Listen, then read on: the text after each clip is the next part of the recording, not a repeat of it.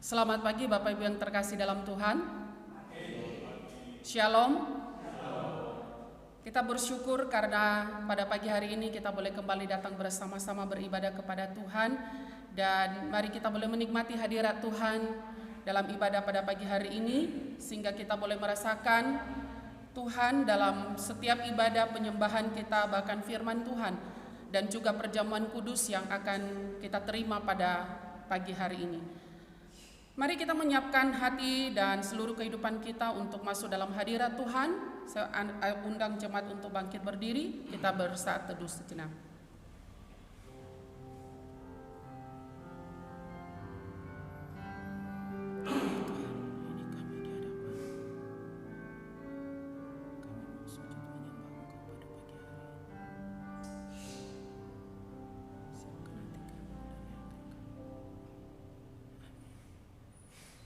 Amin.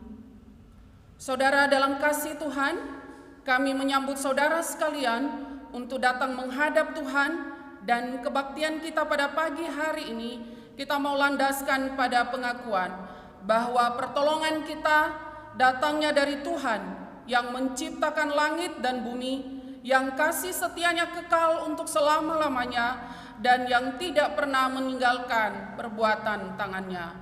Amin. Tuhan berada di bait suci-Nya,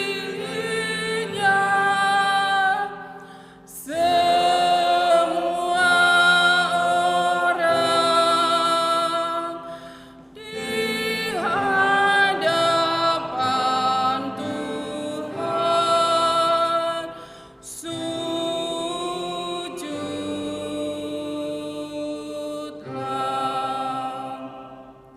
berdiam diri di hadapan-Nya.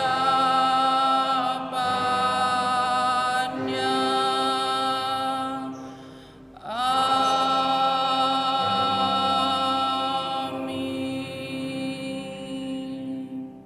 Firman Allah berkata, lalu firman-Nya, bukankah aku telah menyertai engkau?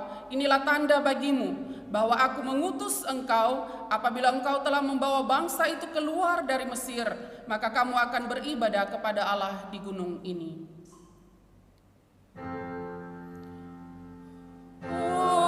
Hormat diberi bagi Bapa, Anak, dan Roh Kudus, dari mula sampai sekarang dan seterusnya.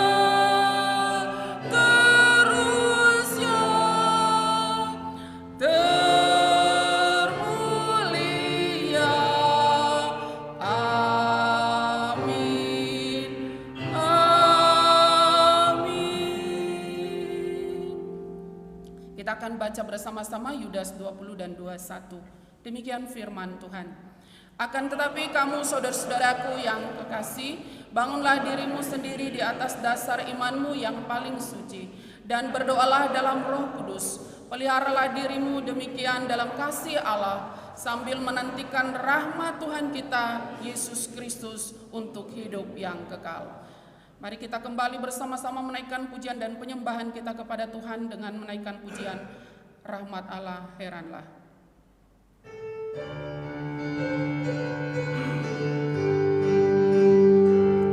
Penebus datanglah ke dunia di dalam kuasa-Nya,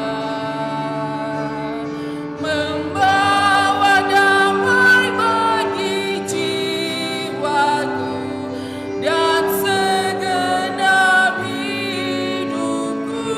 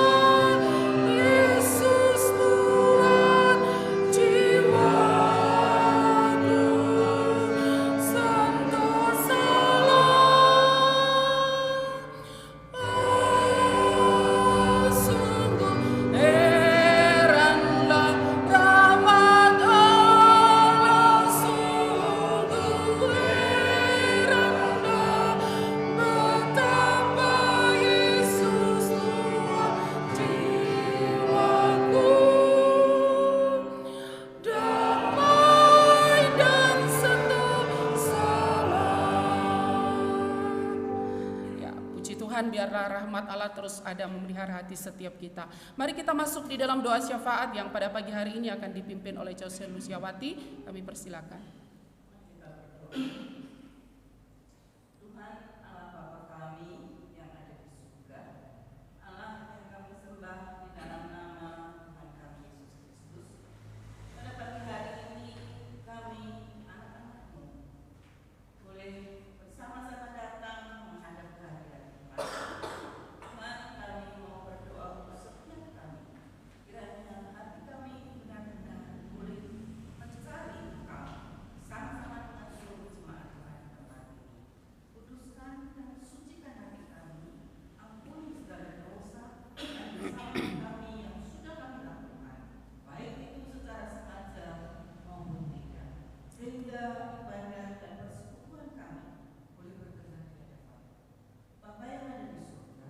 Kami mau berdoa untuk setiap kami yang sudah hadir di tempat ini. Kau tahu isi hati kami, Kau tahu pikiran kami. Tuhan, kalau kami membawa beban dan masalah, pergumulan kami secara pribadi maupun di dalam keluarga, kiranya Tuhan Kau yang akan terus mengingatkan kepada kami bahwa di dalam Tuhan ada jalan keluar. Amin. Bapa yang ada di surga, kami berdoa untuk saudara-saudara kami yang mungkin saat ini sedang sakit dan tidak bisa bersama-sama dengan kami. Kiranya Tuhan Kau yang akan merawat mereka, sehingga minggu depan mereka boleh bersama-sama dengan kami menyembah dan melayani Tuhan. Kami berdoa untuk ibadah kami pada pagi hari ini, dari mulai pertengahan sampai akhir kami serahkan ke dalam tangan. Berdoa untuk setiap hamba-hamba-Mu yang melayani Kau pada pagi hari ini. Kiranya Tuhan Kau yang akan mengurapi, khususnya pendeta hari yang akan menyampaikan kebenaran firman. Tuhan, kiranya Kau mengurapi. Demikian juga perjamuan kudus yang akan dilayani. Biarlah ya Tuhan semuanya boleh mendatangkan kemuliaan bagi Tuhan. Dan kami boleh mempersiapkan hati kami dengan hati yang sungguh-sungguh. Bapa yang ada di surga, kami berdoa untuk setiap kami.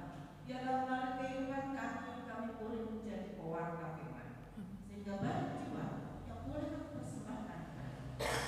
Saat ini Tuhan, kami tak lupa berdoa untuk segala rencana pekerjaan bagi gereja kami. Kiranya ya Tuhan, kami boleh melaksanakan dan kami boleh melakukan hanya untuk kemuliaan nama Tuhan, sehingga orang lain boleh melihat kasih Kristus ada di dalam. Tuhan Yesus, kami berdoa untuk pemberitaan Injil dimanapun berada. Kiranya Tuhan, Injil boleh disebarluaskan dan banyak orang yang boleh mengenal Engkau. Saat ini kami tak lupa berdoa untuk bangsa dan negara kami, pemerintahan kami dari pusat sampai daerah. Kiranya Tuhan memberikan hikmat kepada para pemimpin kami, sehingga mereka boleh melaksanakan tanggung jawab mereka dengan baik dan benar-benar boleh membawa negeri ini menjadi adil dan makmur. Kami berdoa untuk situasi politik yang saat ini terus bergejolak.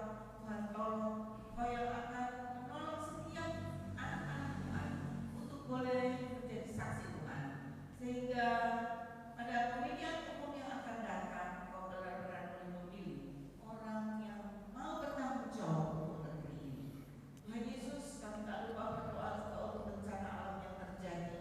Tuhan, tolong baik itu di Manado maupun di tempat-tempat yang lain. Tuhan, kiranya negeri kami ini boleh ditolong oleh Tuhan untuk dibebaskan daripada bencana alam yang terjadi. Dan khususnya anak-anak Tuhan, biarlah mereka boleh mengulurkan tangan mereka untuk membantu bagi mereka yang membutuhkan. Bapa yang ada di surga, kami mau menyerahkan kepada kami pada pagi hari ini. Dari mulai pertengahan sampai akhir, kiranya Tuhan Kau hadir di tengah-tengah kami. Hanya di dalam nama Tuhan kami Yesus Kristus, kami mengucap syukur dan berdoa. Amin. Amin. Masih dengan sikap berdiri, kita akan bersama-sama membaca ayat firman Tuhan yang menjadi landasan perenungan pada pagi hari ini, diambil dari kitab Keluaran 3 ayat 1 sampai 12. Kita akan baca bergantian, saya akan membaca ayat 1 terlebih dahulu, silakan saudara-saudari Bapak Ibu membaca ayat yang kedua, demikian seterusnya hingga ayatnya yang ke-12. Adapun Musa, ia biasa mengembalakan kambing domba Yitro, mertuanya imam di Midian. Sekali ketika ia mengiring kambing domba itu ke seberang padang gurun, sampailah ia ke gunung Allah, yakni gunung Horeb.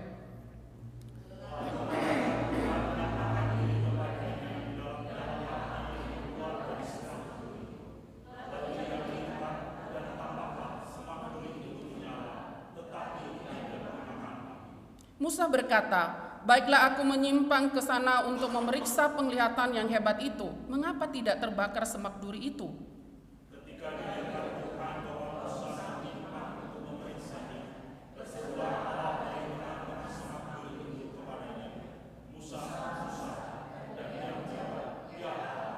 Lalu ia berfirman, "Janganlah datang dekat-dekat, tanggalkanlah kasutmu dari kakimu, sebab tempat di mana engkau berdiri itu adalah tanah yang kudus."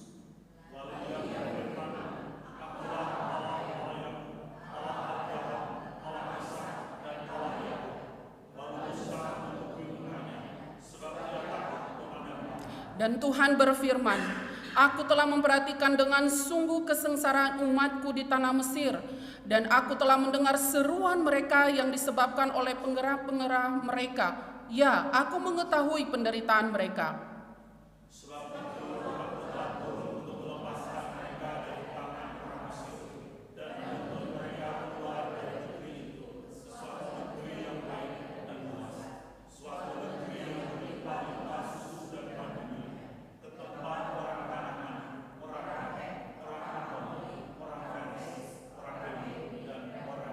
Sekarang seruan orang Israel telah sampai kepadaku, juga telah kulihat betapa kerasnya orang Mesir menindas mereka.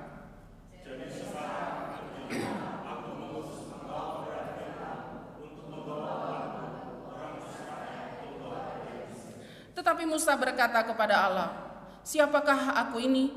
Maka aku yang akan menghadap Firaun dan membawa orang Israel keluar dari Mesir?"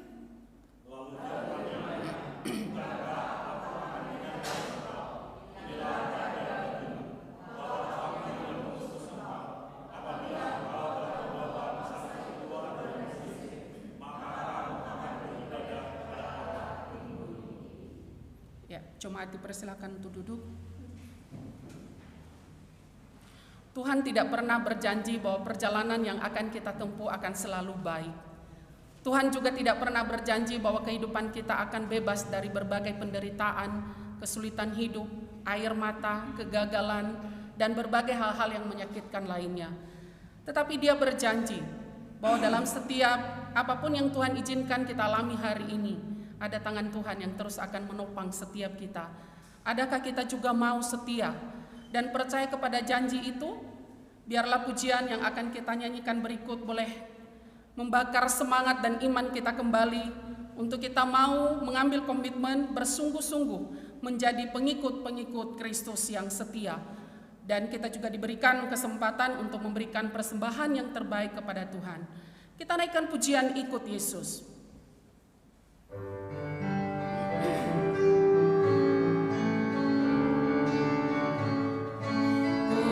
Ikut Yesus tempuh jalan yang datar, bunga lebat atau sumber air yang sejuk. Hatiku tenang bila Yesus memimpinku, menuju ke surga pasti ku ikut. Ikut Yesus, ku mau ikut Yesus ke tempat manapun. Ku ikut Yesus, ikut Yesus, ku mau ikut Yesus. Kemana Dia pimpin, ku mau ikut Dia. Ku ikut Yesus tempuh jalan bahaya, badai topan awan gelap merintangiku. Hatiku tenang bila Yesus memimpinku, ku tak gentar karena Ia di sisiku. Ikut Yesus, ku mau ikut Yesus ke tempat manapun. Ku ikut Yesus, ikut Yesus, ku mau ikut Yesus kemana Ia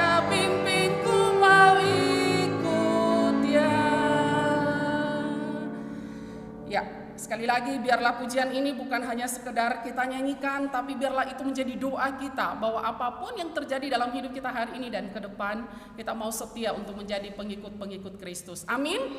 Amin. Kita akan bangkit berdiri, kita akan berdoa, kita menyerahkan persembahan kita pada pagi hari ini yang akan dipimpin oleh Bapak Tanto. Kami persilakan.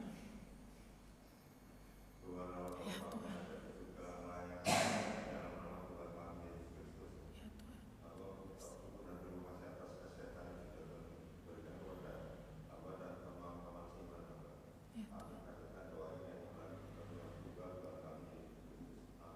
Amin. Terima kasih, silakan duduk. Bapak Ibu, tema firman Tuhan pada pagi hari ini adalah panggilan Tuhan kepada Musa. Dan setiap kita tentunya juga dipanggil oleh Tuhan untuk menjadi pelayan-pelayannya, untuk menjadi anak-anaknya yang setia. Lagu yang akan kita nyanyikan untuk mempersiapkan firman Tuhan ini adalah Tetap Setia, memiliki sejarah tersendiri dalam hidup saya, kenangan tersendiri, dan setiap menyanyikan lagu ini saya mengingat peristiwa itu, di mana di suatu ketika saya habis khotbah di salah satu perhimpunan pemuda, lalu setelah ibadah itu ada seorang anak pemuda yang datang menemui saya dan menangis. Dia seorang anak yang pinter luar biasa, dia seorang yang selalu berprestasi di sekolah, ikut lomba sana sini, dan dia selalu juara. Dia juga saat itu sedang menempuh pendidikan di salah satu universitas yang ternama yang ada di salah satu kota. Dan dalam hati dia bergejolak, apakah aku harus ikut hati aku, di mana saat itu Tuhan sedang berbicara kepada dia untuk ayo, kamu harus menyerahkan diri untuk menjadi seorang hamba Tuhan. Tapi dia bilang, sayang Tuhan, aku terlalu pinter. Kalau saya menjadi hamba Tuhan, saya mau apa di sana? Saya tidak bisa berbuat banyak. Sehingga dia mengeraskan hati, bertahun-tahun dia bergumul akan hal itu. Tetapi pada satu titik akhirnya ketika saya selesai bawa firman dan saya mengajak mereka menyanyikan lagu ini, dia bilang, Ibu, saat ini saya berjanji di hadapan Tuhan dan di hadapan Ibu sebagai hamba Tuhan, saya akan mau menyerahkan hidup saya menjadi hamba Tuhan. Saya tidak lagi mau mengeraskan hati saya tahu bahwa Tuhan akan memelihara kehidupan saya. Dan puji Tuhan, setelah berbagai hal Tuhan bentuk dia, dan hari ini dia sedang menempuh pendidikan di salah satu sekolah tinggi teologi, dan Tuhan pakai dia dengan sangat luar biasa. Oleh sebab itu setiap kita juga hari ini, apapun yang Tuhan sedang taruh dalam hati kita, tanggung jawab apapun yang Tuhan sedang percayakan dalam hati kita, dan kita tahu itu dari Tuhan, jangan pernah mengeraskan hati. Kita naikkan pujian ini, selidiki aku Tuhan dan lihat hatiku.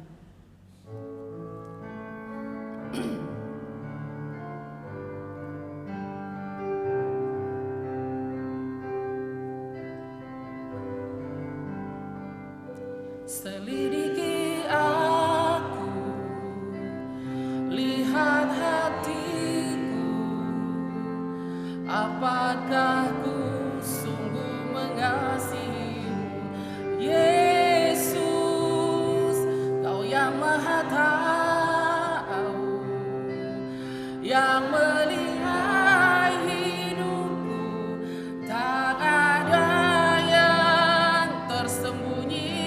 Kita nyanyikan sekali lagi, selidiki aku Tuhan, selidiki aku, lihat hatiku, apakah ku sungguh mengasihimu, Yesus, Kau yang Maha Tahu, yang menilai hidupku, tak ada yang tersembunyi bagimu. Telah kulihat kebaikan-Mu yang tak pernah habis di hidupku. Ku berjuang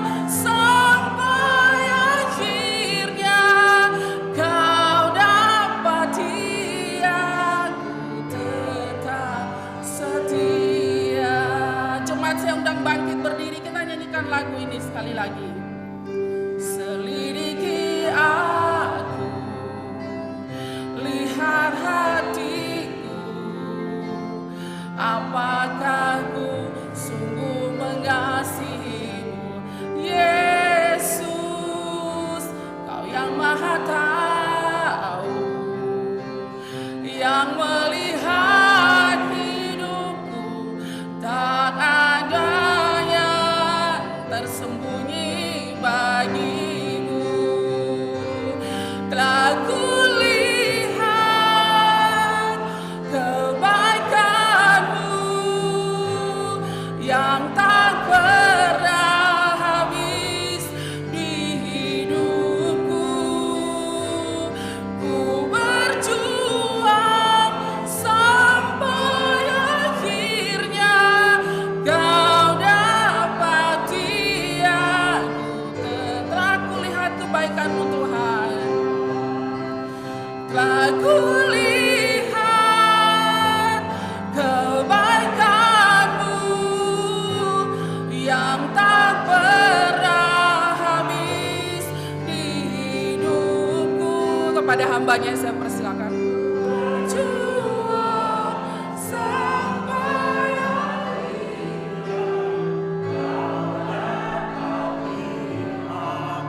tetap setia. Mari kita berdoa. Bapa kami yang di dalam surga, Tuhan kami bersyukur ketika pada pagi hari ini kami boleh bangun dari istirahat kami Tuhan, dan kami boleh datang ke rumah Tuhan. Itu semua semata-mata kasih dan anugerah Tuhan di dalam kehidupan kami. Sehingga pada pagi hari ini kami boleh bersama-sama bersatu hati untuk memuji menyembah Engkau ya Tuhan, dengan segala keberadaan hidup kami, dengan segala kelemahan dan keterbatasan kami boleh datang ke rumah Tuhan untuk menyembah-Mu. Dan kami juga bersyukur Tuhan untuk kebenaran firman-Mu yang telah kami baca dan akan kami renungkan. Kiranya melaluinya Tuhan, kami semakin dicelikkan, kami semakin dapat memahami dan mengenal akan Allah yang memiliki rencana yang indah dalam hidup setiap kami. Ketika Engkau memanggil kami Tuhan, Engkau menebus kami, menjadikan kami sebagai anak-anak-Mu, sebagai pengikut-pengikut-Mu. Oleh sebab itu Tuhan, berikanlah pengertian akan kebenaran firman ini dalam hati dan pikiran setiap kami, supaya kami boleh menjadi pelaku-pelaku firman Tuhan. Urapi hamba-Mu, pakai hamba-Mu yang penuh dengan kelemahan dan keterbatasan ini Bapa, untuk menyampaikan sabda Tuhan. Di dalam nama Tuhan Yesus kami berdoa, amin. Silakan duduk jemaat yang dikasihi oleh Tuhan. Shalom. Puji nama Tuhan, hari ini kita boleh kembali bersama-sama untuk beribadah kepada Tuhan. Dan tema kita pada pagi hari ini yaitu panggilan Tuhan kepada Musa, di mana bagian firman Tuhan tadi telah kita baca bersama-sama di dalam Keluaran pasal yang ketiga ayat 1 hingga ayat yang ke-12. Saudara-saudaraku yang dikasihi oleh Tuhan, di dalam hidup setiap kita pasti pernah mengalami yang namanya kesusahan, mengalami yang namanya penderitaan. Kita pernah mengalami masalah-masalah yang tidak pernah kita inginkan, tetapi Tuhan izinkan untuk terjadi. Dan ketika masalah persoalan itu datang dan pada proses di mana kita sedang menghadapinya, kita tidak pernah tahu apa yang Allah rancangkan di dalam hidup setiap kita. Ketika kita boleh menghadapi masalah itu, kemudian kita boleh melaluinya, kita boleh menjalaninya, dan kemudian pada titik akhir kita dapat mengerti apa sih yang mau Tuhan kerjakan, apa sih yang Tuhan rancangkan atas hidup setiap kita ketika kita diizinkan untuk mengalami semuanya itu. Saudara, memang proses untuk memahami dan mengerti apa yang Allah rancangkan atas hidup kita itu tidak mudah. Namun ketika kita mau menjadi pribadi-pribadi yang setia di dalam mengikut Tuhan, kita mau menjadi orang-orang yang setia di dalam menjalani proses itu, maka kita akan melihat betapa indahnya kasih Tuhan, penyertaan Tuhan, rancangan Tuhan atas hidup saudara dan saya. Saudaraku yang dikasihi oleh Tuhan, ketika kita membaca bagian firman Tuhan yang berbicara tentang panggilan Tuhan kepada Musa, tentunya inilah bukan ujuk-ujuk begitu ya, bukan terjadi begitu saja. Tetapi kalau kita melihat bagaimana Musa itu lahir, ya dari rahim seorang Yokebed, dia lahir tengah-tengah keluarga imam yang tentunya hidup takut akan Tuhan. Musa itu lahir di tengah-tengah Raja Fir'aun yang berkuasa pada waktu itu. Ya, jadi Fir'aun yang di dalam kitab Keluaran ini berbeda dengan Fir'aun zaman Yusuf ya, walaupun namanya disebutkan sama-sama Fir'aun. Tetapi peristiwa ini sebetulnya sudah terjadi lebih dari 400 tahun. Nah, saudara-saudara, Musa lahir di tengah-tengah kepemimpinan seorang Raja Mesir, Fir'aun yang begitu jahat, yang begitu diliputi oleh ketakutan karena bangsa Israel menjadi sebuah bangsa yang besar di tengah-tengah kerajaannya, di tengah-tengah wilayahnya. Sehingga Fir'aun memerintahkan supaya setiap anak laki-laki dari orang Ibrani atau orang Israel itu dibunuh. Memerintahkan para suster begitu, ya, para dukun-dukun bayi untuk membunuh anak laki-laki setiap perempuan yang perempuan Ibrani yang melahirkan anak laki-laki dibunuh atau paling enggak dibuang. Dan itu terjadi ketika Musa lahir. Dia dalam kondisi zaman yang demikian. Sehingga kita bisa melihat bagaimana Yokebed menyembunyikan Musa, bayinya itu selama 3 bulan. Kemudian dia berpikir bahwa bayi ini tidak bisa terus-menerus kita sembunyikan. Lalu mereka keluarga itu merancang ya, sebuah rancangan yang begitu indah bagaimana mereka harus membuang bayi Musa ke Sungai Nil dengan sebuah pengamatan terlebih dahulu sehingga bayi Musa itu diadopsi oleh putri Fir'aun. Sehingga Musa dapat selamat dari kejaman Raja Fir'aun. Kemudian bagaimana putri Fir'aun itu mengadopsi, kemudian setelah disapih Musa ini dibesarkan di tengah-tengah kerajaan ataupun di dalam istana Fir'aun. Saudara, perjalanan itu bukanlah satu perjalanan yang mudah. Ketika Musa masih bayi, dia boleh dilepaskan oleh Allah dari kekejaman Fir'aun. Semuanya itu adalah di dalam rencana Allah atas kehidupan Musa. Keluarga Yokebed tentunya dia tidak memahami dan tidak mengerti apa yang akan dialami oleh Musa, tetapi mereka sebagai orang tua berupaya untuk membesarkan dan menyelamatkan anaknya. Ketika Musa menjadi orang yang boleh dikatakan dewasa, kemudian dia melihat bagaimana bangsanya dianiaya, dia tidak terima, kemudian dia membunuh tentara Mesir. Kemudian dia dilaporkan dan dia ada di dalam ketakutan karena dia akan menghadapi rencana pembunuhan yang kedua kalinya. Dan ia melarikan diri. Kemudian dan di sana dia ketemu dengan Yitro. Dan di sana ia menggembalakan kambing domba milik Yitro, kemudian dia menikahi salah satu putri daripada Yitro. Saudara, ketika Musa melarikan diri untuk lepas dari rencana pembunuhan yang dilakukan oleh Fir'aun, itu Musa berumur 40 tahun. Di dalam pelariannya dia pasti bergumul tentang segala masalah persoalan yang dialaminya itu tidaklah mudah. Kemudian 40 tahun kemudian ketika dia menjadi seorang penggembala kambing domba milik mertuanya. Tentunya adalah sebuah proses yang tidak mudah ketika bagian ini dia menuliskan kisah bagaimana Allah memanggil dia untuk membebaskan bangsa Israel dari perbudakan. Saudara-saudara, kesulitan-kesulitan hidup yang dialami oleh Musa, semakin hari semakin dia dapat memahami dan mengerti. Bahkan ketika di dalam bagian ini dia mendapatkan satu penglihatan, satu panggilan yang begitu jelas pun, ia tidak serta-merta menjalaninya ataupun melakukannya. Karena di dalam ayat yang ke-10 menunjukkan ketidakpercayaan diri seorang Musa, menunjukkan keminderan dari seorang pribadi yang bernama Musa. Dan memang kemudian di dalam pasal-pasal selanjutnya kita bisa melihat bahwa Musa adalah seorang yang tidak pandai untuk berbicara, seorang yang gaguk dan lain sebagainya, penuh dengan kelemahan dan keterbatasan. Tetapi di dalam bagian ini, di dalam segala keterbatasannya, di dalam segala kelemahannya, di dalam ketidakberdayaannya, Allah mau memakai dia. Allah mau memanggil Musa untuk suatu tugas, suatu maksud yang begitu indah, suatu maksud yang begitu luar biasa, yang tidak pernah dipikirkan oleh Musa sebelumnya. Saudara-saudaraku yang dikasihi oleh Tuhan, perjumpaan Musa dengan Allah di dalam ayat yang kedua dan ayat yang ketiga. Di situ dikatakan, lalu malaikat Tuhan menampakkan diri kepadanya di dalam nyala api yang keluar dari semak duri. Lalu ia melihat, dan tampaklah semak duri itu menyala tetapi tidak dimakan api. Musa berkata, baiklah aku menyimpang ke sana untuk memeriksa penglihatan yang hebat itu. Mengapakah tidak terbakar semak duri itu?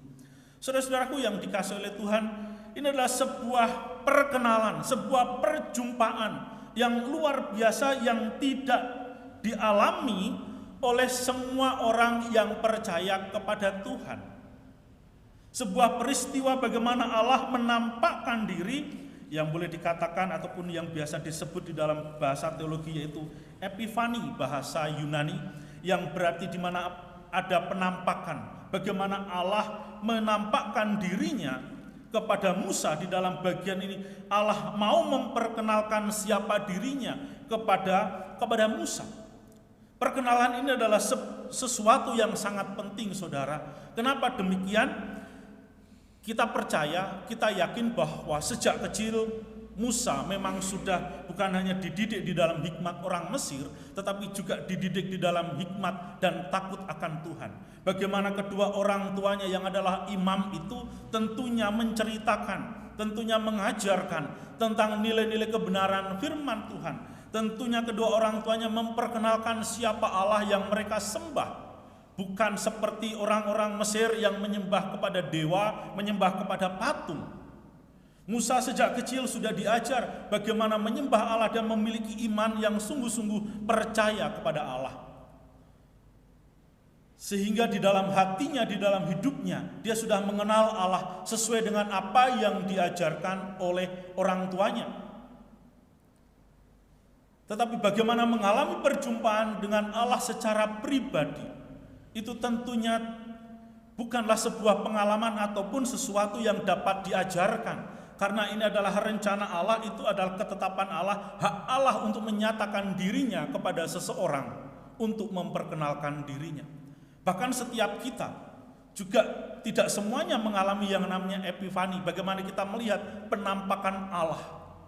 Tetapi kita percaya bahwa Allah yang kita sembah, Allah yang kita dapat mempelajarinya, mengenalnya melalui kebenaran firman Tuhan, itu menjadi satu pengalaman rohani di dalam hidup kita ketika kita membangun relasi, membangun hubungan dengan Allah secara intim. Baik itu melalui doa-doa kita, melalui pergumulan-pergumulan kita, melalui sakit penyakit kita, ketika kita berdoa kita mohon pertolongan dan kekuatan yang daripada Allah. Allah menyatakan kasih-Nya di dalam hidup kita, Allah menyatakan kuasa-Nya di dalam hidup kita, Allah memberikan kekuatan kepada kita untuk menghadapi berbagai macam masalah persoalan di dalam hidup setiap kita. Bahkan ketika Tuhan menyembuhkan kita dari segala sakit penyakit, di situ kita memiliki pengenalan akan Allah, pengalaman hidup bersama-sama dengan Allah. Tetapi tidak semua orang bisa melihat Allah, tetapi kita bisa merasakan kehadirannya, merasakan kasih-Nya. Itu jugalah yang dialami oleh Musa, sampai di dalam titik di mana Allah memperkenalkan dirinya, Allah menjumpai Musa. Dan perjumpaan ini adalah sesuatu yang sangat penting di dalam kehidupan Musa, karena disinilah titik balik dari apa yang Allah rencanakan atas kehidupan Musa, supaya Musa melakukan apa yang Allah mau untuk ia kerjakan. Saudara-saudaraku yang dikasihi oleh Tuhan, saya yakin bahwa Musa begitu mengenal keadaan orang-orang sebangsanya yang ada di Mesir yang sedang mengalami penderitaan dan kesulitan karena penganiayaan, karena perbudakan yang dilakukan oleh orang-orang Mesir, oleh bangsa Mesir terhadap mereka.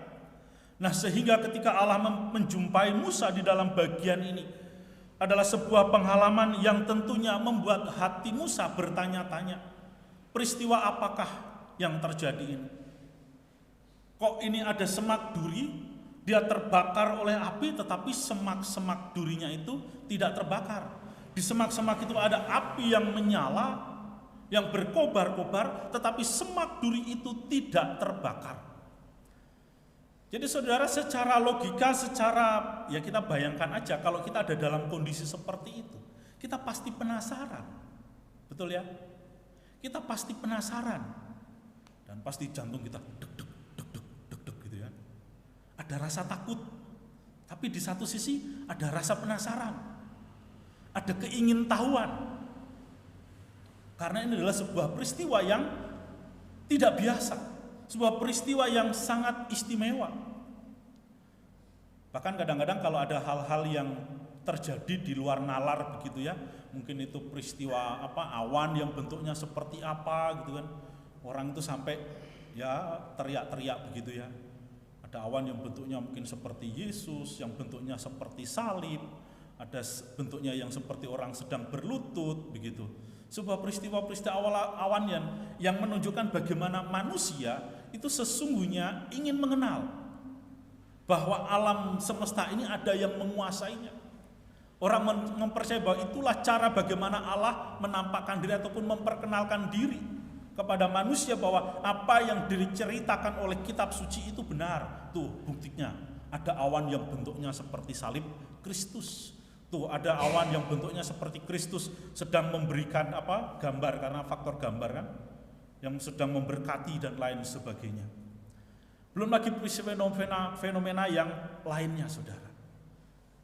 Jadi keingintahuan yang dimiliki oleh Musa itu suatu keinginan yang normal, tetapi di balik itu semua ada sesuatu yang ingin lebih lagi dia mengenalnya.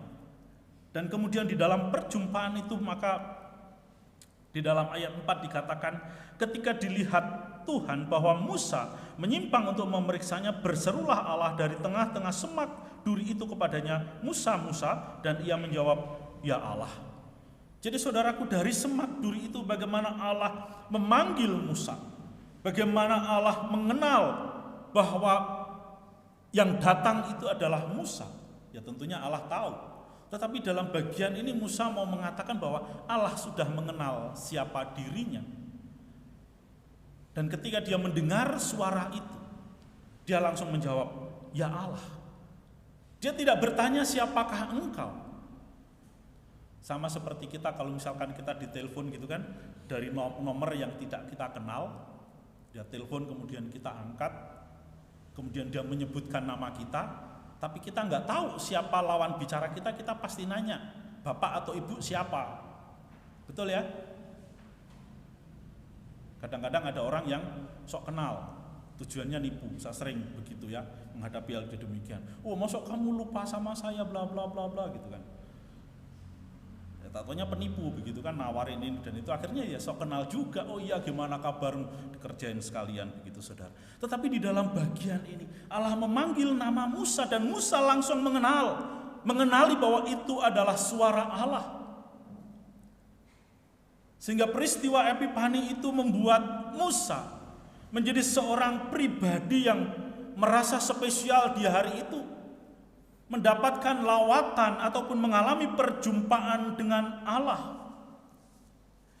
Bagaimana Allah mau menyatakan dirinya, mengingatkan bahwa engkau harus kepada Musa bahwa engkau harus berhati-hati, bahwa engkau harus menjaga kekudusan tempat di mana engkau akan memijak kakimu. Di dalam ayat 5 lalu ia berfirman, jangan datang dekat-dekat, tanggalkanlah kasutmu dari kakimu, sebab tempat di mana engkau berdiri itu adalah tanah yang kudus. Jadi saudaraku yang dikasihi oleh Tuhan, ketika Musa mau datang menghampiri Allah, ya di dalam peristiwa semak duri yang menyala itu, Allah mengingatkan kepada Musa bahwa ketika engkau datang kepadaku, kamu harus ada di dalam keadaan yang kudus, karena tanah yang engkau injak itu adalah tanah yang kudus, maka engkau harus menanggalkan kasutmu, menanggalkan segala sesuatu yang kotor di dalam dirimu. Artinya apa saudaraku yang dikasihi oleh Tuhan? Allah mau supaya di dalam keadaan kita, ketika kita datang kepada Dia, betapa Allah itu menuntut kekudusan di dalam hidup setiap kita.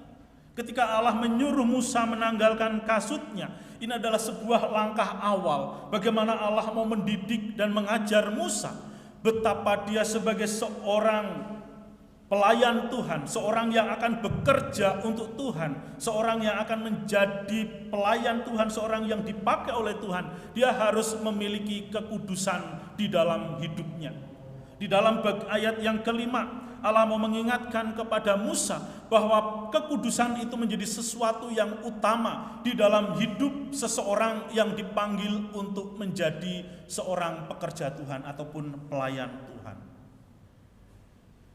Nah, saudara-saudaraku yang dikasihi oleh Tuhan, demikian juga di dalam kehidupan kita, bahwa Yesus datang ke dalam dunia ini. Ia telah menyerahkan dirinya dipaku di atas kayu salib, supaya setiap orang yang percaya kepadanya diampuni segala dosanya, hidupnya dikuduskan. Supaya orang-orang yang percaya kepada Kristus, dia hidup kudus dan ia bekerja bagi Tuhan. Seorang yang dipanggil untuk menjadi pelayan-pelayan Tuhan, setiap orang yang percaya kepada Kristus yang sudah dikuduskan, maka ia harus bekerja bagi Tuhan. Maka di dalam hidupnya harus beribadah kepada Tuhan, di dalam hidupnya harus menjaga kekudusan, karena ia adalah alat yang mau dipakai oleh Tuhan. Atau setiap orang Kristen yang mengaku bahwa Yesus adalah Tuhan dan Juru Selamat, di dalam hidupnya yang sudah dikuduskan itu, ia harus sungguh-sungguh mengerjakan apa yang Allah inginkan. Jadi saudaraku, di dalam hidup kita sebagai anak-anak Tuhan hari ini yang sudah di dalam Kristus, kekudusan itu menjadi satu hal yang utama. Karena hidup saudara dan saya itu tidak boleh dualisme. Artinya ketika saudara dan saya dipanggil untuk memuliakan Tuhan, tujuan hidup kita yang sudah ditebus adalah untuk memuliakan Tuhan, untuk menyembah Tuhan, untuk beribadah kepada Tuhan. Maka seluruh kehidupan kita harus menjaganya dengan kekudusan. Kita harus menjauhkan diri kita dari segala perbuatan-perbuatan yang tercela. Kita harus menjauhkan diri dari perbuatan-perbuatan yang membuat kita berdosa. Karena ibadah di dalam hidup kita itu tidak dibatasi, seringkali saya katakan tidak dibatasi oleh ruangan ini. Kita memang saat ini sedang beribadah secara berjemaat. Tetapi bukankah setiap kali kita selesai ibadah, seorang pendeta atau ketika saya akan memberikan berkat, ada utusan, kembalilah ke rumahmu masing-masing, kembalilah ke dalam kehidupanmu masing-masing, dan di sanalah Bapak Ibu Saudara sekalian juga beribadah. Melakukan segala sesuatu untuk kemuliaan nama Tuhan. Dan itu juga yang dipesankan oleh Rasul Paulus.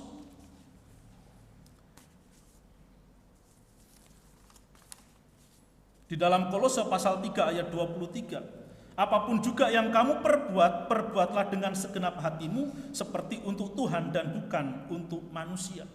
Jadi itu adalah ibadah yang sesungguhnya di dalam hidup kita. Jadi ibadah bukan hanya dibatasi kita datang pada hari Minggu untuk beribadah bersama-sama, ini juga adalah salah satu bentuk ibadah kita. Tetapi dalam kehidupan kita sehari-hari, itu juga adalah ibadah. Sehingga Rasul Paulus memberikan nasihat, apapun yang kamu perbuat, perbuatlah itu dengan segenap hatimu seperti untuk Tuhan, bukan untuk manusia. Jadi saudara, kalau saudara hidup sebagai seorang suami, harus mengasihi istri, harus bekerja dan lain sebagainya, lakukan semuanya itu untuk Tuhan, sebagai wujud bentuk ibadah kita kepada Tuhan. Menjadi seorang laki-laki yang bertanggung jawab, menjaga kekudusan di dalam hidupnya, bekerja dengan segala sesuatu yang Tuhan percayakan dalam hidup kita. Kita bekerja dengan kejujuran, dengan ketulusan, karena aku melakukan semuanya ini adalah untuk Tuhan. Demikian juga bagi istri, melakukan segala sesuatu di dalam hidup ini untuk Tuhan. Sehingga konsepnya adalah segala sesuatu yang kita lakukan, yang kita bicarakan, harus dijauhkan dari segala dosa. Karena Tuhan mau supaya kita hidup kudus. Di dalam seluruh kehidupan kita, apapun yang kita kerjakan, ada Tuhan yang melihat, ada Tuhan yang maha tahu, dan Tuhan mau supaya setiap saudara dan saya yang sudah beriman di dalam Kristus Yesus, yang sudah bertobat, kita mau sungguh-sungguh menjaga kekudusan itu. Karena itulah panggilan saudara dan saya untuk bekerja di tengah-tengah dunia ini sebagai orang-orang Kristen, sebagai pengikut-pengikut Kristus Kita harus menjadi saksi-saksi Tuhan di dalam seluruh kehidupan kita. Kita tidak boleh membedakan itu. Ya udah, mau hidup kudus ketika di gereja, tapi kalau di rumah tidak kudus, tempat kerja tidak kudus. Tidak boleh seperti itu. Itulah rancangan Tuhan atas hidup setiap orang yang dipanggil untuk bekerja bagi Kristus. Demikian juga buat yang masih sekolah. Kalian sebagai remaja-remaja Kristen juga harus terus belajar untuk menjaga kekudusan diri kalian masing-masing, untuk menjaga kekudusan hati dan pikiran kalian masing-masing, melalui tugas dan tanggung jawab yang dipercayakan kepada kalian, yaitu tentunya sesuai dengan kapasitas kalian sebagai seorang remaja. Lakukan itu dengan sungguh-sungguh untuk kemuliaan akan nama Tuhan. Nah, saudara-saudaraku yang dikasihi oleh Tuhan, ketika Musa mengenal bahwa yang datang menjumpai dia itu adalah Allah yang mau memperkenalkan diri kepadanya, tentunya ada maksud dan tujuan ketika Allah mengatakan, lalu ia berfirman, janganlah datang dekat-dekat, tanggalkanlah kasutmu dan lain sebagainya. Kemudian di dalam ayat yang ke-6 lagi ia berfirman, akulah Allah ayahmu, Allah Abraham, Allah Ishak dan Allah Yakub. Lalu Musa menutupi mukanya sebab ia takut memandang Allah. Saudara-saudaraku yang dikasihi oleh Tuhan, di dalam bagian ini Allah memperkenalkan dirinya secara spesifik. Siapakah dia yang sesungguhnya? Karena tentunya di dalam kehidupan pada zaman itu, kita tahu bersama bahwa Mesir itu memiliki banyak sekali ilah, memiliki ya Tuhan kecil gitu ya, memiliki dewa-dewa. Kemudian Musa ini juga ada di tengah-tengah bangsa Midian, yang tentunya mereka tidak mengenal Allah Abraham, Ishak dan Yakub. Jadi kondisi zaman itu di dalam pemahaman Musa, di dalam pengalaman hidupnya, ia telah mengalami perjumpaan dengan yang namanya dewa-dewa. Kemudian bangsa Mesir itu juga menyembah dewa-dewa. Bangsa-bangsa di luar Mesir itu mereka juga menyembah dewa-dewa. Bahkan bangsa Israel juga, ya tentunya ketika mereka ada di dalam perbudakan di Mesir, mereka juga pasti dipaksa untuk menyembah kepada dewa-dewa. Nah, sehingga penting ketika Allah menunjukkan dirinya, memperkenalkan dirinya kepada Musa. Musa, akulah Allah ayahmu, Allah yang diperkenalkan oleh orang tuamu, Allah Abraham, Allah Ishak, Allah Yakub. Berarti dia adalah Allah pencipta langit dan bumi serta segala isinya. Allah Yahweh, Allah yang berkuasa atas alam semesta, Allah yang berkuasa atas hidup manusia. Jadi saudara-saudara, ketika Musa mendengar Allah yang demikian, ia tahu, dia tentunya sudah memiliki pemahaman dan pengertian siapakah Allah Abraham, Ishak dan Yakub itu. Sehingga di dalam bagian itu ia menutup mukanya karena ia takut kepada Allah. Karena siapa yang melihat Allah dia pasti mati.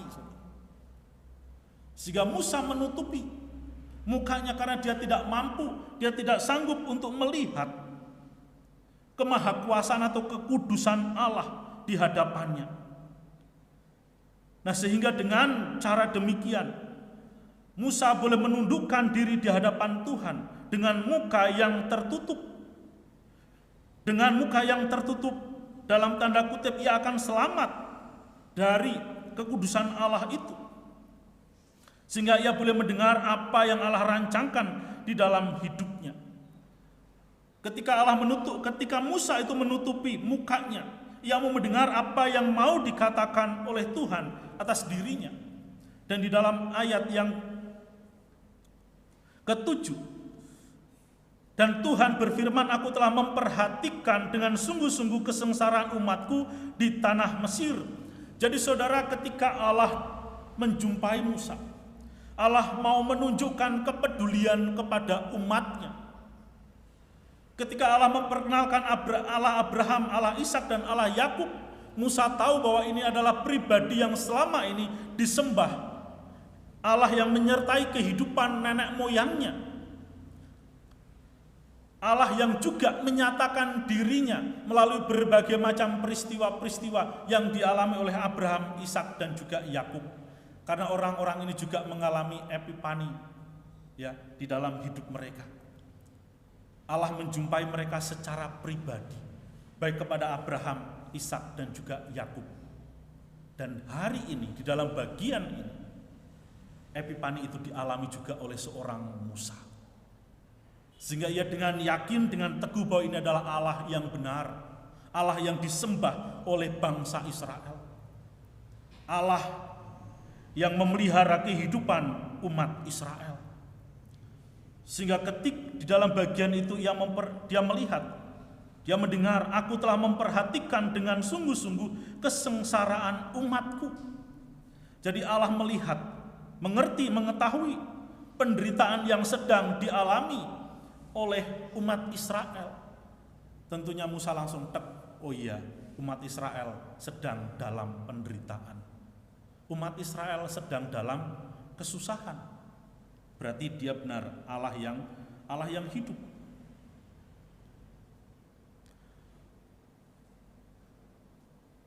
Dan aku telah mendengar seruan mereka yang disebabkan oleh pengerah-pengerah mereka. Ya, aku mengetahui penderitaan mereka. Jadi saudaraku yang dikasihi oleh Tuhan, Allah yang memperkenalkan diri kepada Musa bukanlah Allah yang tidak mendengar. Bukanlah Allah yang tidak tuli, tetapi Allah yang bisa mendengar seruan umatnya. Dan dapat memahami bagaimana perasaannya. Perasaan umat tersebut yang sedang di dalam penderitaan dan kesusahan itu. Kemudian di dalam ayat 8, sebab itu aku telah turun untuk melepaskan mereka dari tangan orang Mesir dan menuntun mereka keluar dari negeri itu ke suatu negeri yang baik dan luas. Jadi di dalam bagian ini pun Allah menyatakan rencananya, Allah menyatakan kasihnya bahwa ia mau turun untuk menolong. Allah mau turun tangan untuk menolong umatnya. Allah melihat bahwa dosa orang-orang Mesir di dalam menindas.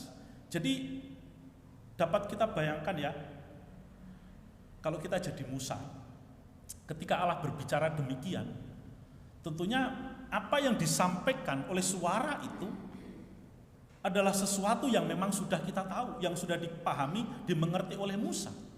Bahwa umat Israel yang ada di Mesir di sana memang dalam kondisi seperti apa yang dikatakan oleh Allah di dalam ayat 7 sampai dengan ayat yang ke-9 itu. Mereka di dalam kesulitan, mereka di dalam kesesakan, mereka di dalam penderitaan. Dan Allah melihat penderitaan mereka, Allah mendengar seruan umatnya, dan Allah mau menolong, mau turun untuk menolong. Dan Allah juga melihat bagaimana dosa orang Mesir di dalam menindas orang-orang Israel yang begitu luar biasa.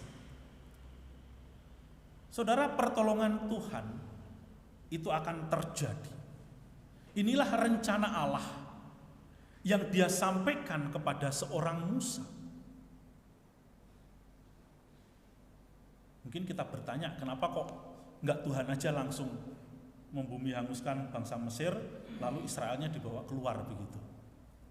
Saudara, setiap orang yang terlahir ke dalam dunia ini itu membawa misi Tuhan, membawa misi rencana Allah.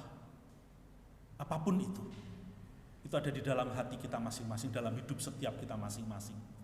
Demikian Musa, ketika dia lahir, yang tadi saya katakan, di tengah-tengah kesusahan dan penderitaan yang dialami oleh bangsanya, ia boleh lolos dari rencana pembunuhan Firaun. Dan pemeliharaan Allah terhadap seorang Musa begitu luar biasa. Allah melibatkan Musa di dalam menyelamatkan umat Israel dari perbudakan, dari penjajahan, dari penindasan, yang tentunya itu bukan suatu peristiwa yang mudah untuk dialami oleh manusia. Sehingga umat Israel itu berteriak kepada Tuhan, meminta pertolongan kepada Tuhan, karena mereka memiliki Allah yang hidup, yang mereka yakini, yang mereka percaya bahwa Tuhan Allah yang disembah oleh Abraham, Ishak dan Yakub adalah Allah yang mendengar seruan umatnya, Allah yang akan turun tangan dan menolong mereka. Maka sesuai dengan waktu dan ketetapan Tuhan, Musa dipakai oleh Tuhan untuk membebaskan bangsa Israel dari perbudakan. Saudara, apakah Allah hanya akan membebaskan mereka? Ternyata tidak. Di dalam ayat yang ke-8, di dalam kalimat selanjutnya,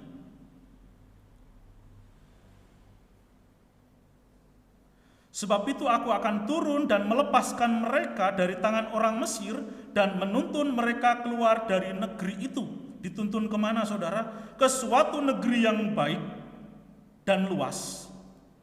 Suatu negeri yang berlimpah-limpah susu dan madunya. Ke tempat orang Kanaan, orang Het, orang Amori, orang Feris, orang Hewi, dan orang Yebus. Saudara, ini adalah pengharapan yang Tuhan berikan di dalam kehidupan bangsa Israel.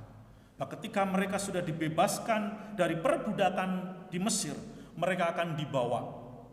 Mereka akan diberikan pengharapan, yaitu sebuah tanah yang luas, yang penuh dengan susu dan madunya. Artinya, tanah Kanaan itu adalah tanah yang sangat subur, tanah yang memberikan suatu sukacita, memberikan pengharapan bahwa pengharapan yang diberikan oleh Allah bukanlah suatu pengharapan yang kosong. Ini bukan PHP gitu kan, pemberi harapan palsu.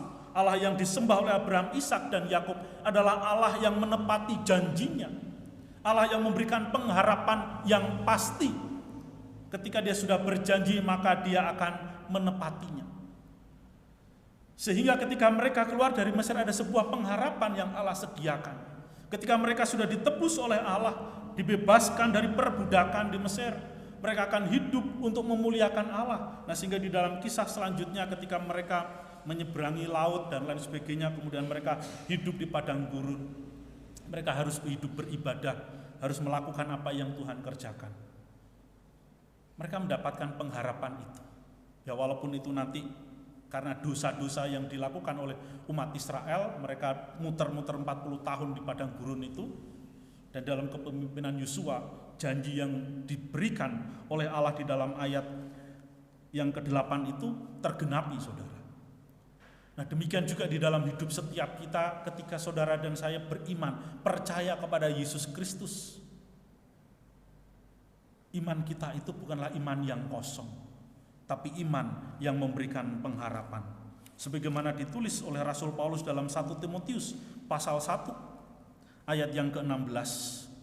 Tetapi justru karena itu aku dikasihani agar dalam diriku ini sebagai orang yang paling berdosa, Yesus Kristus menunjukkan seluruh kesabarannya. Dengan demikian aku menjadi contoh bagi mereka yang kemudian percaya kepadanya dan mendapat hidup yang kekal. Jadi setiap orang yang sudah percaya kepada Yesus Kristus itu memiliki pengharapan akan kehidupan yang kekal. Sehingga sebelum ataupun ketika janji pengharapan hidup yang kekal itu belum kita terima secara utuh, secara penuh, maka di dalam hidup saudara dan saya sebagai pengikut-pengikut Kristus, kita harus sungguh-sungguh memuliakan Tuhan. Karena pengharapan kita itu tidaklah sia-sia.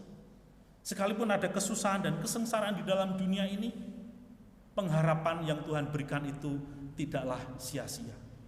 Sama seperti yang dialami oleh bangsa Israel. Ketika Musa diperintahkan mengeluarkan ataupun membebaskan bangsa Israel dari perbudakan, ada sebuah pengharapan yang Allah sediakan. Apakah itu sudah mereka terima? Belum. Ketika mereka keluar, tadi saya katakan mereka harus di padang gurun untuk beribadah. Dan di dalam ketidaksetiaan itu Allah menghukum mereka, memusnahkan mereka. Kemudian generasi selanjutnya setelah 40 tahun itu mereka baru memasuki tanah perjanjian itu. Nah, saudara-saudaraku yang dikasihi oleh Tuhan, di dalam hidup setiap kita, Tuhan sudah memanggil saudara dan saya. Tuhan sudah memperkenalkan hidupnya kepada saudara dan saya melalui iman percaya kepada Yesus Kristus itu. Maka sekarang mari kita bersama-sama melakukan apa yang Tuhan perintahkan. Melakukan apa yang Tuhan inginkan untuk kita kerjakan. Sebagaimana Musa, ia diutus untuk membebaskan bangsa itu. Tadi saya katakan bahwa Musa memang penuh dengan kelemahan dan keterbatasan, tidak mampu dan tidak sanggup secara manusia untuk mengerjakan apa yang Allah inginkan. Karena itu bukan suatu pekerjaan yang mudah, membebaskan bangsa yang besar dari perbudakan sebuah bangsa yang besar. Di Di dalam ayat yang ke-10 kita lanjut di dalam ayat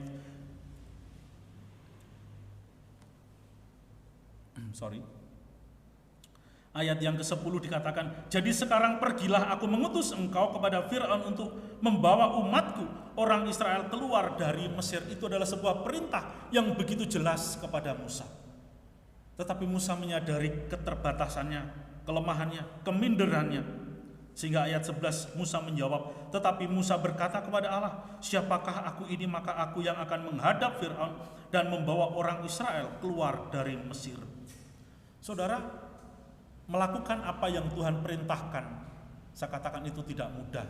Ketika kita mengandalkan kekuatan kita sendiri, ketika kita selalu melihat kepada kelemahan-kelemahan kita, keterbatasan-keterbatasan kita. Tetapi ketika kita memiliki komitmen, ketika kita mengenal siapa Allah yang kita sembah, kepada siapa kita sungguh-sungguh percaya, maka Tuhan akan memberikan kekuatan kepada kita. Demikian juga Musa ketika dia merasa minder bahwa aku tidak sanggup, siapakah aku? Menunjukkan bahwa ia adalah orang yang begitu lemah.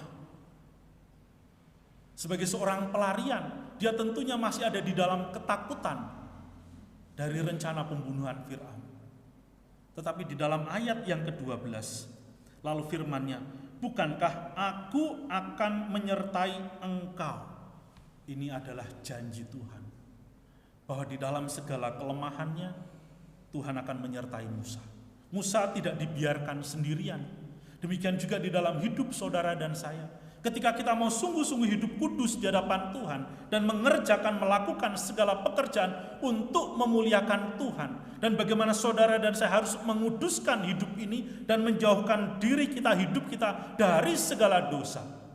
Ingat, ada Allah, ada Tuhan yang akan senantiasa menyertai kita. Jadi di dalam hidup saudara dan saya, kalau kita mau melakukan apa yang Tuhan perintahkan, kita tidak mengerjakannya sendiri. Ada Allah yang akan menopang saudara, ada Allah yang akan menyertai hidup saudara dalam menghadapi berbagai masalah, persoalan atau apapun itu. Sehingga kita dimampukan, kita akan sanggup menghadapi semuanya itu. Ini adalah sebuah janji Tuhan. Dan dikatakan, inilah tanda bagimu bahwa aku akan mengutus engkau apabila engkau telah membawa bangsa itu keluar dari Mesir, maka kamu akan beribadah kepada Allah di gunung ini. Jadi itulah panggilan Musa. Ketika bangsa itu sudah dibawa keluar dari Mesir, maka pekerjaan Musa adalah memuliakan Tuhan. Ia akan beribadah. Artinya bahwa Musa akan di dalam hidupnya, dia akan hidup untuk Tuhan. Dia tidak perlu lagi memikirkan kambing domba milik mertuanya. Dia akan sungguh-sungguh hidup beribadah kepada Tuhan. Dia akan melakukan segala sesuatu yang Tuhan perintahkan di dalam hidupnya.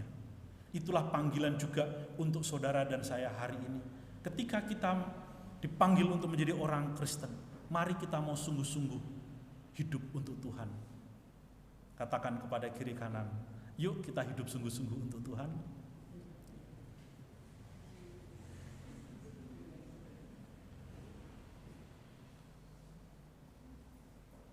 Tuhan Yesus memberkati.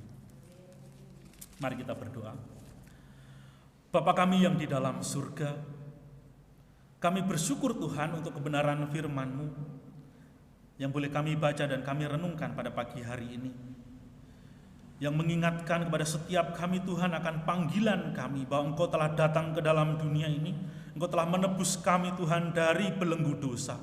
Engkau telah membebaskan kami Tuhan sehingga kami tidak diperbudak oleh dosa, dan dosa tidak lagi berkuasa atas hidup kami. Sehingga kami boleh hidup beribadah kepadamu Tuhan. Kami boleh menjadi pelayan-pelayanmu Tuhan. Kami boleh menjadi budak-budakmu ya Tuhan, untuk mengerjakan, melakukan apa yang Tuhan inginkan untuk kami kerjakan. Melakukan perintahmu Tuhan dengan segenap hati kami. Oleh sebab itu Tuhan, kiranya Engkau menolong kami Tuhan, untuk menyadari akan panggilan kami sebagai anak-anak-Mu Tuhan,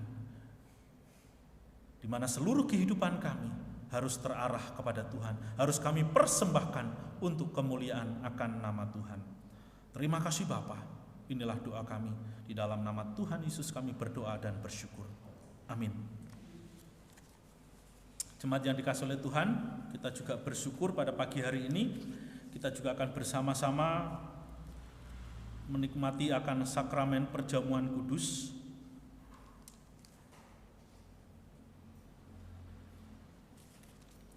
Kita akan bersama-sama membaca bagian firman Tuhan yang menjadi dasar bagaimana kita sebagai anak-anak Tuhan, sebagai gereja harus melaksanakan akan amanat Tuhan Yesus, yaitu melakukan sakramen untuk mengingat akan kasih Tuhan di dalam hidup setiap kita.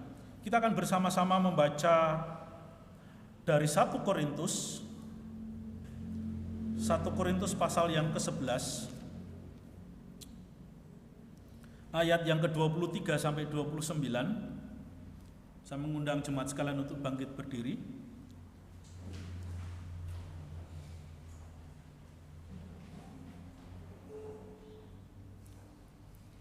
Kita akan membaca bersama-sama 1 Korintus pasal 11 ayat 23 sampai dengan 29. Sebab apa yang telah kuteruskan kepadamu telah aku terima dari Tuhan, yaitu bahwa Tuhan Yesus pada malam waktu ia diserahkan mengambil roti dan sesudah itu ia mengucap syukur atasnya. Ia memecah-mecahkannya dan berkata, inilah tubuhku yang diserahkan bagi kamu, perbuatlah ini menjadi peringatan akan aku. Demikian juga ia mengambil cawan sesudah makan lalu berkata, cawan ini adalah perjanjian baru yang dimeteraikan oleh darahku, perbuatlah ini setiap kali kamu meminumnya menjadi peringatan akan aku. Sebab setiap kali kamu makan roti ini dan minum cawan ini, kamu memberitakan kematian Tuhan sampai ia datang. Jadi barang siapa dengan cara yang tidak layak makan roti atau minum cawan Tuhan, ia berdosa terhadap tubuh dan darah Tuhan. Karena itu hendaklah tiap-tiap orang menguji dirinya sendiri, dan baru sesudah itu ia makan roti dan minum dari cawan itu. Karena barang siapa makan dan minum tanpa mengakui tubuh Tuhan, ia mendatangkan hukuman atas dirinya. Mari kita berdoa. Bapa kami yang di dalam surga, kembali kami mengucap syukur Tuhan pada pagi hari ini, karena Engkau telah mengasihi kami, karena Engkau telah mengkaruniai kami Tuhan, pengharapan akan hidup yang kekal di dalam iman kami kepada Yesus Kristus sebagai Tuhan dan Juru Selamat dalam hidup kami. Dan pada pagi hari ini Tuhan, kami boleh kembali diingatkan akan kasih dan pengorbanan Tuhan Yesus Kristus di atas kayu salib yang telah menyerahkan dirinya, tubuhnya disalibkan dan darahnya dicurahkan untuk penebusan dosa, untuk penghapusan dosa bagi setiap kami yang percaya melalui perjamuan kudus ini Tuhan. Kiranya Tuhan melalui sakramen perjamuan kudus kami diingatkan bahwa kasih-Mu begitu besar atas hidup kami sebagai manusia yang berdosa, sehingga kami memiliki pengharapan akan hidup yang kekal itu Tuhan. Oleh sebab itu Tuhan, kiranya Engkau sucikan, kuduskan hati dan kehidupan kami senantiasa, agar kami boleh layak untuk hidup sebagai anak-anak Tuhan yang menyenangkan hati Tuhan, yang mau hidup seturut dengan kebenaran firman-Mu. Oleh sebab itu Tuhan, kiranya Engkau kuduskan, sucikan roti dan juga anggur yang telah dipersiapkan. Kiranya lambang tubuh Kristus dan darah Kristus ini boleh kami nikmati sebagai persekutuan yang hidup dengan Engkau ya Tuhan, bahwa hidup kami telah dipersatukan dengan Engkau. Terima kasih Bapa, di dalam nama Tuhan Yesus kami berdoa. Amin. Silakan jemaat duduk kembali. Saudaraku yang dikasihi oleh Tuhan, tadi di dalam doa sudah saya katakan bahwa sakramen perjamuan kudus diperintahkan oleh Tuhan supaya saudara dan saya tidak melupakan. Artinya di dalam sepanjang kehidupan kita selalu mengingat akan kasih dan pemeliharaan Tuhan atas kehidupan saudara dan saya, bahwa Ia telah datang ke dalam dunia ini untuk menyelamatkan saudara dan saya, sehingga yang tadinya kita adalah orang-orang yang seharusnya binasa karena dosa, kita memiliki pengharapan akan kehidupan yang kekal di dalam iman. Itu adalah sebuah anugerah. Itu bukan karena kita layak, bukan karena perbuatan baik kita, tetapi kasih karunia Allah semata-mata. Itu adalah pemberian Allah di dalam hidup saudara dan saya yang percaya kepada Yesus Kristus. Oleh sebab itu, kita harus sungguh-sungguh menjaga kekudusan hidup kita, karena itu yang Tuhan inginkan untuk kita kerjakan. Saudara dan saya harus bersungguh-sungguh berkomitmen menjadi orang-orang Kristen, menjadi pengikut-pengikut Kristus yang mau setia dalam segala keadaan kita. Karena sekalipun saudara dan saya sudah di dalam Kristus, sekali lagi kesusahan, penderitaan, ujian itu akan tetap kita alami. Tetapi kita percaya bahwa Tuhan menyertai kehidupan kita. Itulah kekuatan di dalam iman kita kepada Tuhan, bahwa Tuhan tidak pernah meninggalkan kita. Ia senantiasa menolong dan menopang hidup saudara sekalian. Oleh sebab itu, mari dengan sikap hati yang sungguh-sungguh, dengan segala kerendahan hati, dengan kesungguhan, kita akan bersama-sama menikmati perjamuan kudus pada pagi hari ini. Dan untuk sakramen perjamuan kudus pada pagi hari ini, nanti Bapak Ibu tidak perlu maju ke depan, tetapi nanti Pak Tanto dan Ibu Tum yang akan menghampiri Bapak Ibu Saudara membawa roti dan juga anggur perjamuan yang telah disediakan.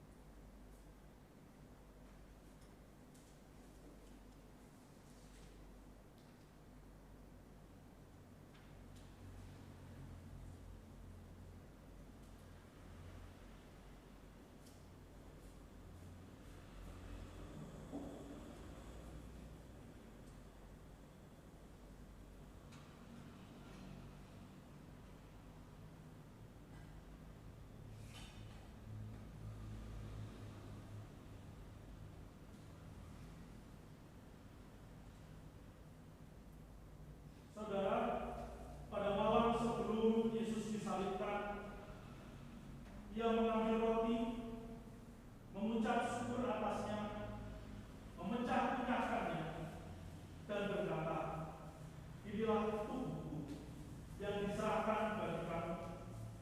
Perbuatlah ini menjadi peringatan akan aku."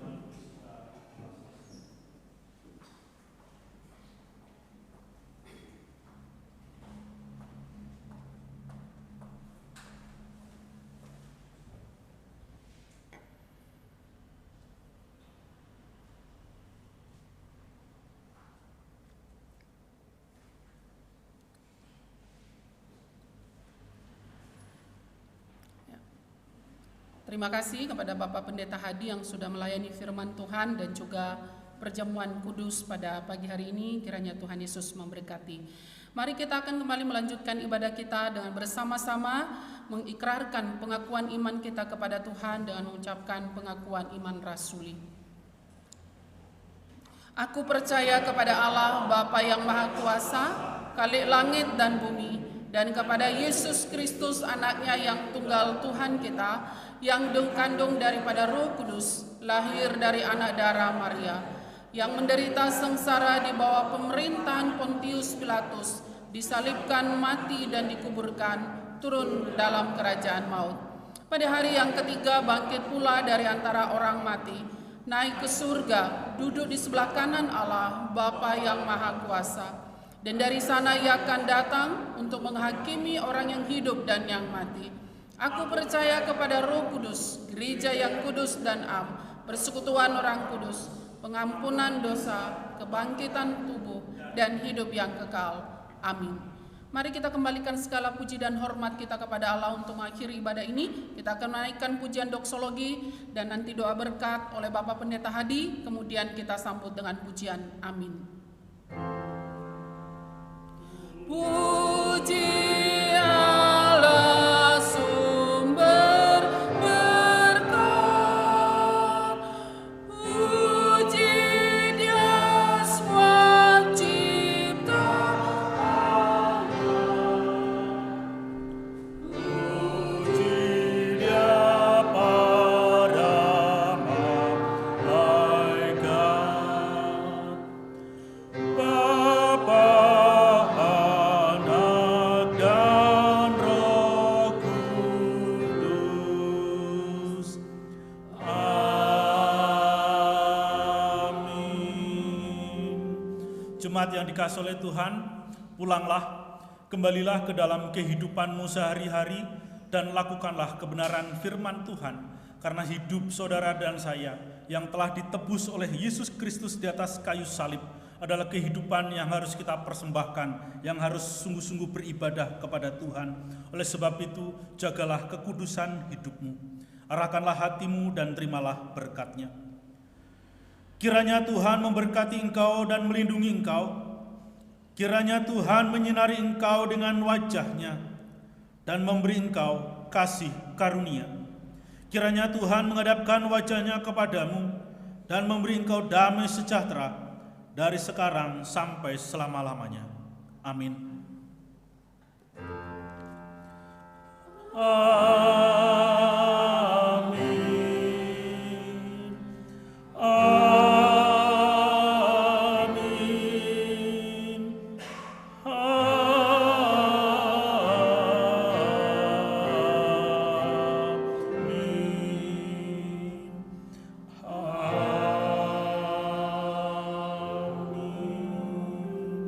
Silakan jemaat duduk kembali.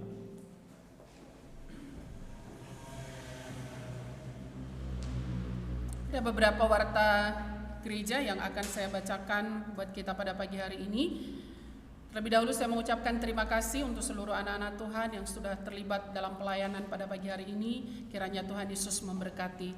Untuk ibadah minggu depan 12 Februari, liturgis adalah Ibu Karsia, doa syafaat Saudari Leni, doa syukur Ibu Tumina, LCD Saudari Grace, dan pemusik Saudari Novita. Lalu persekutuan youth setiap hari Sabtu jam 6 sore, ibadah sekolah minggu pukul 9 pagi, dan kebaktian doa setiap hari Rabu pukul 6 sore. Kami mengundang jemaat untuk boleh ikut dalam setiap ibadah dan persekutuan yang ada dalam sepanjang minggu yang ada di gereja kita. Baik, kita akan mengakhiri ibadah ini dengan menyanyikan lagu Immanuel. Boleh sambil bersalaman kepada saudara-saudari dan mungkin juga boleh salam jauh bebas.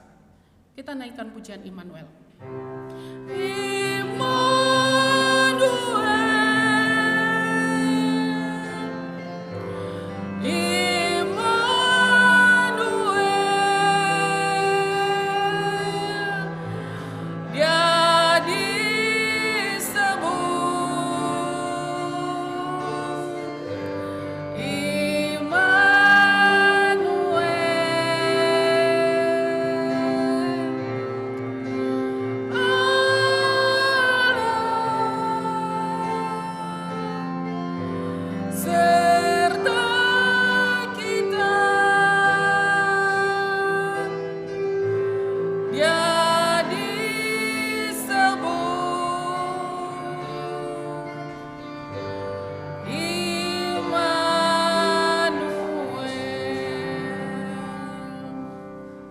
ibadah kita selesai. Selamat hari Minggu dan Tuhan Yesus memberkati.